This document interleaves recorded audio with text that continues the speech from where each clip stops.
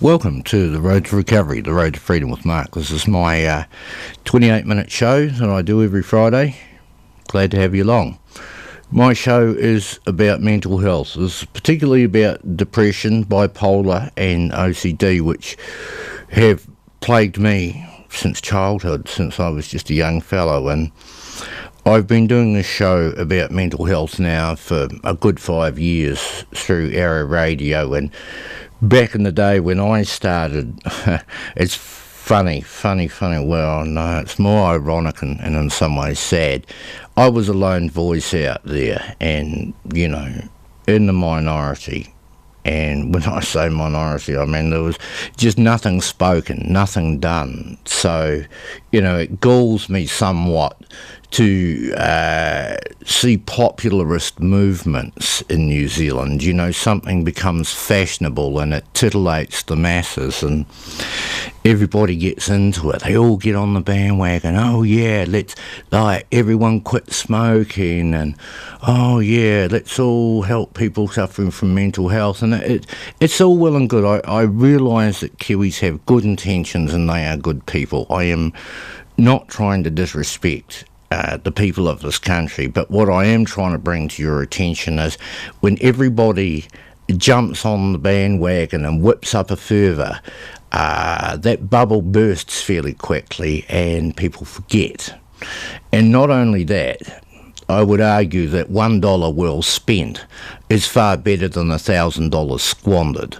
To give you an example of what I'm talking about, there's another radio station, The Rock, trying to raise money for mental health on Mike King's Give a Little page. Now, Mike's doing wonderful work. Good on you, Mike. But, I heard this lady say, we've now raised enough money for 1,700 young people to go and seek a bit of help. And they thought it's a really great idea, yeah. Well, unfortunately, that's where ignorance prevails and we fail to be effective. Now, I can understand that. I mean, ignorance is curable, but repeated stupidity is not. The fact is, one visit to a specialist is not going to set somebody right. Depression is a long-term, ongoing thing. And whilst it is good sometimes to vent your frustrations and your feeling of captivity, of being trapped inside, this problem seems to have no solution. It is very good to talk to a specialist and to get some ideas. Yes, of course that is. But that, my friends, is the beginning. That is just the peel on the outside. That is where it starts. Helping someone get through a problem like depression is a long, ongoing process, and it requires you to rebuild someone who is broken, to give them hope, to give them direction, to give them a purpose, goals. And that is what helps with mental health, not going to visit a psychiatrist. It's actually getting that person to take that first step on that road to recovery. That first step is the one that all of us remember. And it doesn't mean that it's all downhill from there and easy peasy lemon squeezy. It just doesn't work like that. There are ups and downs, highs and lows, victories and failures. Unfortunately, yes, failures too. And the most important thing is when they fall over, that you are there to pick them up and dust them off. And that's where you make a difference. And it doesn't have to cost a lot of money. It doesn't need an enormous amount of money thrown at it. It simply needs you to pick up someone who has fallen. Simple as that. All it requires is effort. Like most good things in life, the best of them, the best of all, are free. And your friendship and your kindness is what makes the difference. Not how much money we can throw at a problem. That simply does not solve anything. Unfortunately, society is going to have to change completely in order to eradicate this problem, and that is never going to happen. No child is ever born cruel or evil. No baby, ever. we teach each other these things. We bully each other at school, and teachers let it happen. You know, these teachers asking for raises. Well, how about you get a bit better at what you do? Because you simply are not. You simply are not. Children need to have something to aspire to.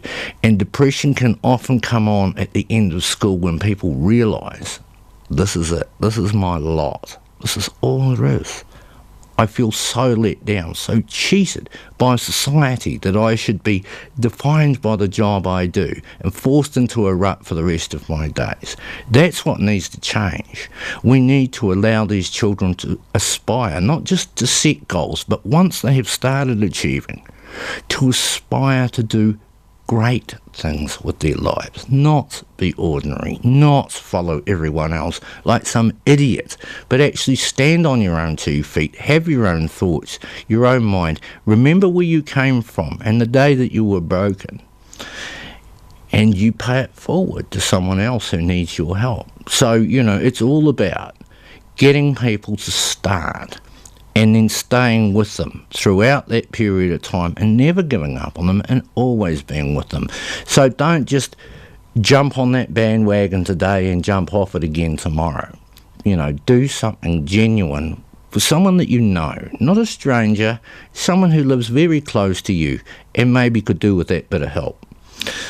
Okay, before I kick off my story today, I just want to say a big thank you to TG McCarthy New Zealand On Air, Wairarapa TV. Thank you for all our sponsors and all our supporters, everyone who does a program on Arrow Radio, but most especially to Veronica and Michael, who do a wonderful job here, who have supported me for years and years, who help me out, and who do such a wonderful piece of work for the community, because community is what it's all about. So let this seed grow into a mighty tree. Spread the branches, tell your friends, and get involved in your community, because that's where you can make the most difference. 7 minutes later, we will kick off with today's story. I'll try and get through it as quick as I can. It is the eye of the storm, and I didn't really want to read this because it reminds me of the day I should have died. One of a few, I'm afraid, but this is the eye of the storm. I had $2,500 burning a hole in my pocket and found an old launch selling for that. It was in a poor state and I had visions of restoring it. So I headed down to Picton to take it for a spin before parting with my cash. All seemed in working order and the guy selling it had a broken leg. I shelled out the asking price, organised a berth for it in Wellington and cancelled the one in Picton. I made plans to motor it down Queen Charlotte Sound, along Tory Channel, and anchor there for the night. Then at first light, cross Cook Strait into Wellington Harbour. A bold but doable plan, with 2 calm days in a row. As soon as I returned home, I fell ill with terrible headaches, sinus and jaw pain. I had no idea of the cause, but it had me bedridden for a good 6 months. All of the good weather passed by, and the launch sat on its mooring, slowly deteriorating. Eventually it started taking on water, and the Coast Guard were called to pump it out. I was forced to have it taken under tow to a shipwrights to have it fixed. Had I the wisdom to send it to the tip, then the story would have been short and sweet. But I was determined to get it seaworthy and make the dangerous trip across Cook Strait. The launch was taken in and out of the water a number of times, had the bilge pump replaced and a grand's worth of mechanical work done on it. All of this chewing up time and money while I was at home sick. Eventually I developed an abscess on my jaw, which swelled to the size of an orange. It burst, and after 3 days I rang an ambulance to take me to hospital. At the hospital they told me I needed an operation urgently and had to drive to a hospital 250 kilometres north. By the time I got there I had bad blood poisoning, so they put me on an antibiotic drip and filled me full of morphine. The pain was unbearable. Like malaria, my body would boil, then freeze, and the morphine made me puke. Within 24 hours, the antibiotics had done the trick, though more than once I had begged for death. A surgeon gave me a local anaesthetic that didn't work and operated me in the raw. After more waves of pain, he finally wrenched a molar and drained the abscess. I recovered at home, and it was soon spring. The boat builder rang to say the launch was ready to sail, so I headed down to Picton. I took a rod and reel, tackle, clothes, tools, my dog Diamond, and as much cash as I could spare. The ferry crossing was uneventful and boded well for the return journey. When I got to the boat builders, I shelled out another $500 cash and was assured all was in working order. The main steering wheel was not connected up, so I would have to steer from the rear tiller, and I noticed the V-belt on the alternator looked rather slack, but was assured a mechanic had looked it over and all was well. I was excited but worried and nervous at the same time. The weather forecast was good, but crossing the Cook Strait in a 10-metre launch is a long and dangerous undertaking at any time. Everyone back home warned me against it, with what-if scenarios that only made me more determined to do it. I had owned a small boat and worked crew on a commercial trawler, so I had a healthy respect for the sea. The launch itself was quite capable of the job, being fitted out with a Fordson diesel tractor engine with a cruising speed of 6 knots. Slow but capable of running all day at that speed. She was 10 metres long but had a narrow 3 to 4 metre beam. Shaped like a large canoe, it was a double-ended caravel style, which made it rock badly, but overall its lines were very nice. Despite its loud tractor engine and rockiness, it was a nice ride and very responsive to the steering. She felt almost alive to the touch, guiding me which way to steer her. Having a double plank carry hull meant she moved with the water. Being at least 100 years old and handmade, a lot of care and attention to detail had been put into making her. Steering her from the front tiller arm meant more direct contact with the rudder, which enhanced both the ride and the steering. It was a feeling of true freedom to have the motor humming along in the protection of Queen Charlotte Sounds. These boats in earlier times were called Sound Specials or Sardine Specials, purpose-built for plying these waters. I decided to strike out, buoyed by the fact it had just been repaired and the responsive feel of the craft.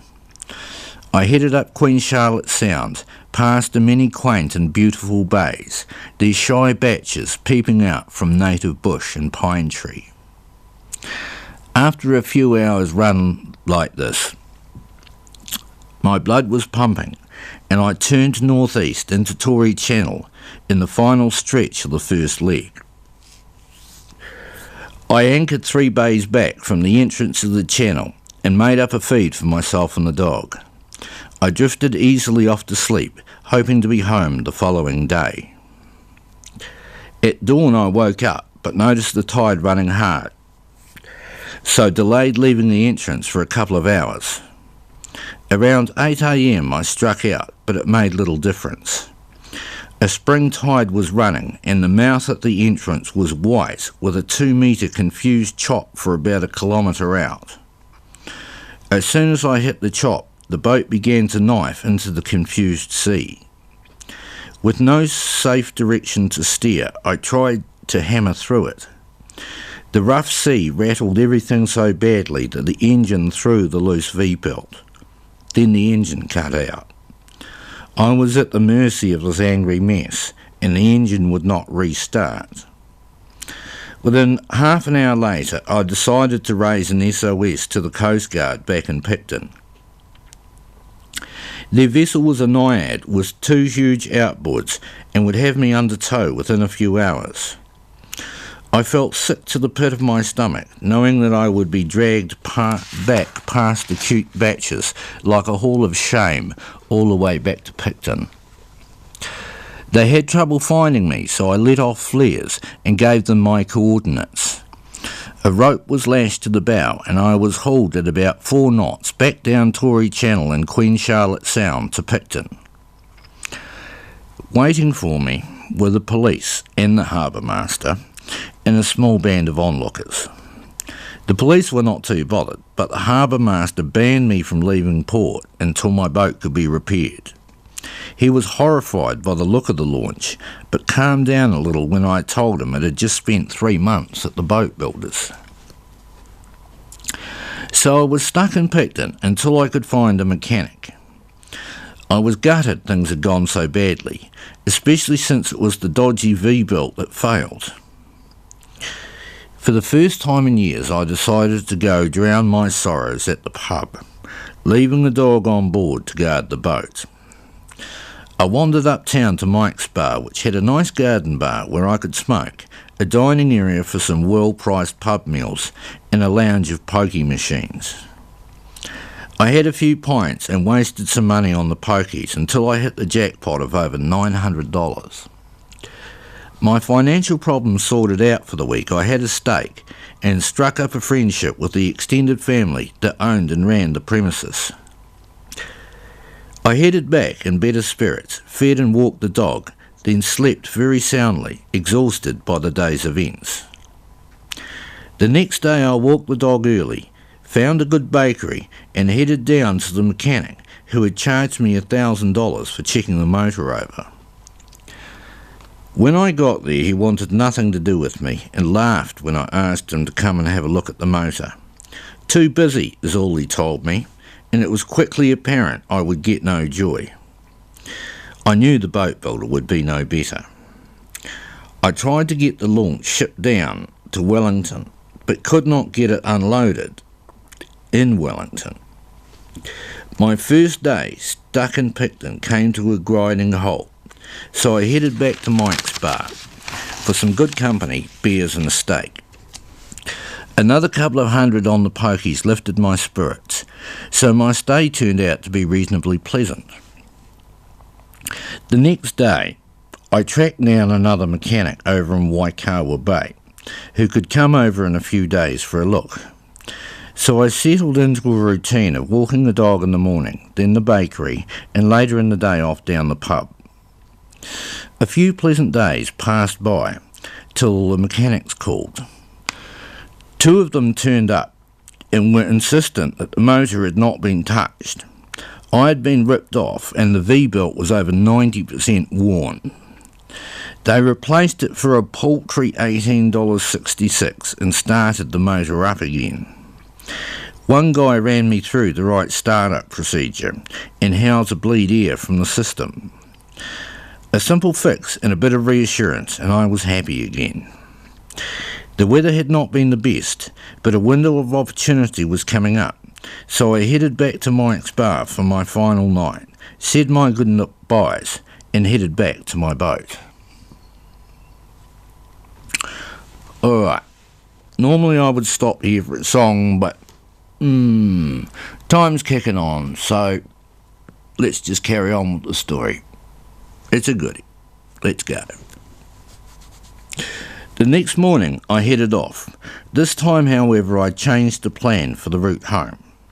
This time I would head all the way to the end of Queen Charlotte Sound and anchor the night at Endeavour Inlet where I knew a couple. I had an uneventful run of some 6 hours with winds picking up to 20 knots. That night I walked round to Furneaux Lodge, enjoyed a good feed and a few beers. I caught up with some fishermen for Wellington who were staying over. They told me I would have to head off early as a front was coming in the afternoon. I packed it in early and slept a little fitfully, worried about the next day's crossing. I woke to a cloudy morning and motored out of Endeavour Inlet in Queen Charlotte Sound at a steady 4 knots, taking about 4 hours. It was eerily calm as I cleared the sounds and rounded the corner into Cook Strait. I opened up the motor to 6 knots as a large gentle swell pushed across my bow. The wind rose slowly, increasing about 5 knots every hour. By the time I passed the Brothers Rock, it was 15 knots with a slow 2 metre swell, and I noticed my fishing friends tucked in close to the rocks. Within 10 minutes, I noticed a large swell breaking over the top of Karori Rocks on the other side of the straits. Within another 5 minutes, I was smack into a spring storm. The wind of 30 to 40 knots was opposed to the tide, which made the sea rise up in huge confused peaks of wave. The panic rose in my throat as I suddenly realised the sea was too big for the launch. At first I tried to pick a course headlong into the waves, but they began to curl and break. I came slamming down their backs as the swell lifted to 5 metres. The wind now howled over the waves, sweeping the tops back in a foul, hissing mess. I was forced to turn about and try to run with the swell, but the waves were huge and sucked the launch backwards, up the face and into the barrel of the breaker. I gave it full throttle in a vain attempt to run with this now enormous swell. It was far too rough to do anything but hold on for grim life. I couldn't even get an SOS off. No ships were visible. I knew rescue was impossible. I was alone. Suddenly I was sucked backwards up an enormous swell. For a few agonising seconds I rode the top of this monster like a surfer, disappearing back inside the barrel. Then we shot out into space. The launch dropped away under me, and I was launched into mid-air, the tiller arm in one hand as I flailed helplessly. Whilst in mid-air, I had enough time to say, "Oh, I'm a fucking dead man," before plummeting straight down to the place I had just left. The launch landed with an explosion like a hand grenade inside the cabin. The fuel tank was blown off and thrown clean across to the other side of the cabin. I landed in a heap and was almost knocked out. The dog came staggering out of the wreckage and collapsed on the deck, seemingly dead. I felt a sudden wave of anger cut through my fear. With trembling hands I reattached the tiller arm. Almost instinctively, I knew we needed power back if I was to have any hope of survival. I had to abandon the steering and reattach the fuel tank, leaving the boat at the mercy of the sea. I was thrown all over the place, bruising my head, knees and elbows, but somehow managed to reattach the tank. In my head I could hear my old skipper giving me orders of what to do next. I furiously bled the fuel lines, gave it some engine start and turned the key. Slowly the engine coughed back into life and I hammered it into full throttle. I stumbled back to the stern and the tiller arm and headed up the face of an enormous wave. This time I turned and headed down the face, staying within centimetres of the breaking top. I braced my feet against the side and my chest and arms locked the tiller arm in place.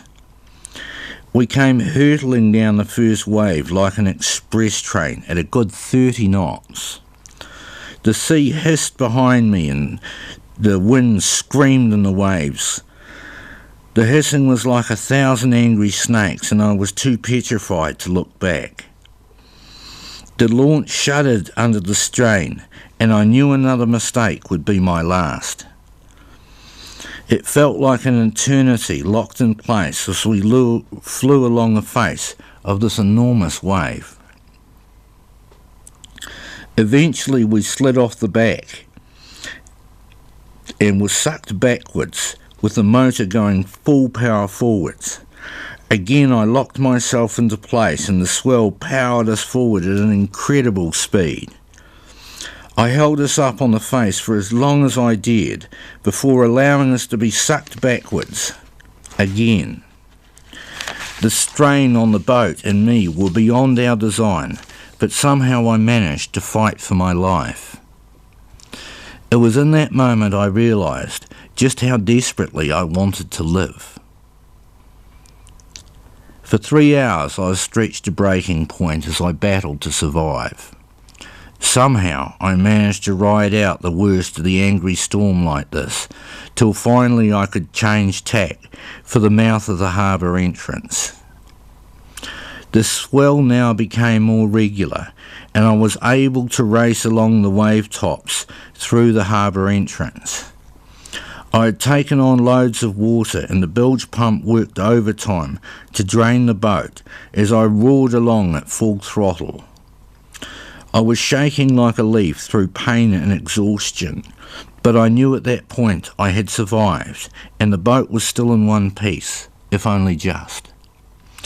I flew along past Bearing Head, up the channel of the harbour entrance to Port Nicholson, and backed off the throttle as I rounded the corner at Halswell Point. The sun was shining and the wind dropped to 15 knots with little evidence of the storm I had just survived. I took stock of the situation as I slowly motored towards the berth at Evans Bay and noticed I was taking water on board through the damaged hull. By the time I reached the berth, it became apparent the hull was badly damaged, so I tied up at the mooring and stayed with the boat. After an hour it was obvious the bilge pump could not keep up with the incoming water and I was slowly sinking.